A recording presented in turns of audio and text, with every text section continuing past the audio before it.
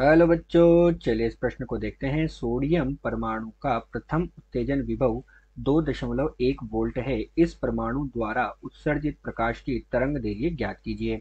तो बच्चों, प्रश्न में हमें क्या दिया गया है? सोडियम परमाणु का उत्तेजन विभव दिया गया है और हमें क्या करना है? उस परमाणु द्वारा उत्सर्जित प्रकाश की तरंग दैर्घ्य का मान ज्ञात करना है।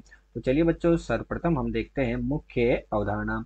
तो बच्चों, हमारे पास जो सोडियम परमाणु जो है उसका उत्तेजन विभव की बात कर रहे हैं बच्चों। तो सोडियम परमाणु का उत्तेजन विभव हमारे पास बराबर हो जाएगा। सोडियम परमाणु का उत्तेजन विभव हमारे पास बच्चों किसके बराबर हो जाएगा? ऊर्जा के बराबर या ऊर्जा अंतर के बराबर हम बोल सकते हैं। तो उत्तेजन विभव बराबर कितना है बच्चों? 2.1 वोल्ट के बराबर है। और ये हमारे पास बच्चों किसके बराबर होगा? तो उत्तेजन विभव 2.1 वोल्ट है, तो हमारे पास बच्चों जो ऊर्जा आएगी वो ऊर्जा का मान भी कितना होगा हमारे पास बच्चों? 2.1 इलेक्ट्रॉन वोल्ट हो जाएगा।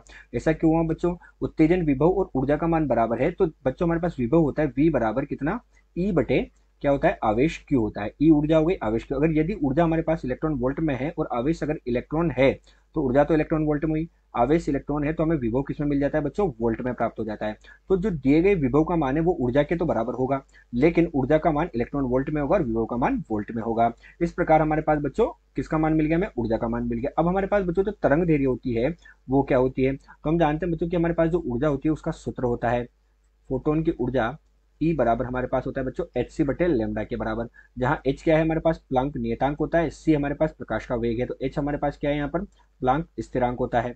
प्लांक स्थिरांक होता है जिसका मान 6.62 गुणे 10⁻34 जूल सेकंड होता है। सी हमारे पास क्या है बच्चों? प्रकाश का वेग है जिसका मान 3 × 10⁸ मीटर प्रति सेकंड होता है। और लेमडा हमारे पास क्या होती है बच्चों? तरंग दैर्घ्य होती है। तो लेमडा हमारे पास यहाँ पर होती है तरंग दैर्घ्य। तो लेमडा क्या होती है यहाँ पर? तरंग दैर्घ्य होती है। अब बच्चों अगर हमें तरंग दैर्घ्य का मान ज्ञात करना हो और तरंग दैर्घ्य का मान अगर हमें एंगस्ट्रॉम में ज्ञात करना है, तो हम यहाँ पर क्या करते हैं बच्चों? एच और सी का मान रख देते हैं और हमें कितना प्राप्त हो जाता है? उनका गुणनफल 12,400 के बराबर, और ऊर्जा को हम इलेक्ट्रॉन वोल्ट में रख देते हैं। तो ये सूत्र हम यहाँ पर याद रख सकते हैं कि अगर हमें तरंग दैर्घ्य का मान एंगस्ट्रॉम में ज्ञात करना है तो उसका सूत्र क्या होता है? 12,400, लेकिन ऊर्जा किसमें होनी चाहिए? बटे में ऊर्जा होनी चाहिए इलेक्ट्रॉन वोल्ट में, क्योंकि हम क्या करेंगे? एच और सी को गुणा करेंगे तो हमें 12,400 प्राप्त हो जाएगा। यही इस प्रश्न की मुख्य अवधारणा है। तो चलिए बच्चों, अब हम प्रश्न को हल करते हैं। तो बच्चों प्रश्न में हमें क्या दिया? उत्तेजन विभव दिया, अर्थात ऊर्जा का मान दे दिया गया है। कितना?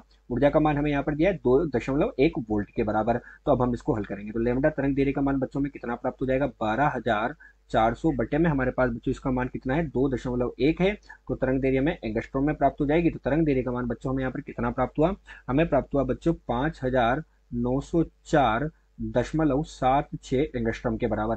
अर्थात तरंग दैर्घ्य का मान बच्चों हम कितना लिख सकते हैं? 5,905 एंगस्ट्रॉम के बराबर हमें यहाँ पर तरंग दैर्घ्य का मान प्राप्त हुआ। कितनी? 5,905 एंगस्ट्रॉम के बराबर तरंग दैर्घ्य प्राप्त हुई। आशा करते हैं दिया हुआ प्रश्न आपको समझ आया होगा। धन्यवाद।